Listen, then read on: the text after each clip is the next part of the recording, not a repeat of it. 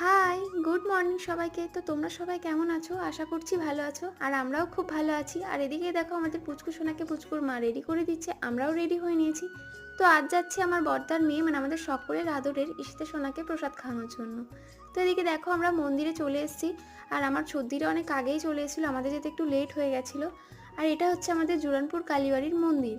আর এদিকে পুজোও শুরু হয়ে গেছিলো, তাই আমরা ভাবছিলাম যে পুজো কমপ্লিট হতে না হতে একটু বাঁধের দিকে গিয়ে ঘুরে আসবো।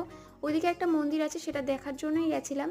তো আমরা মন্দির দেখে ঘুরে আসলাম, তখন দেখলাম প্রায় পুজো কমপ্লিট হয়ে গেছিলো, তাই আমরা খেতে বসে গেছিলাম। আর খাবারে খেয়েছিলাম মুড়ি, ঘুগনি আর মিষ্টি। খাওয়া দাওয়া কমপ্লিটের পর যতজন ছিলাম আমরা সবাই মিলে মন্দিরে 7 বার পরিক্রমা করেছিলাম।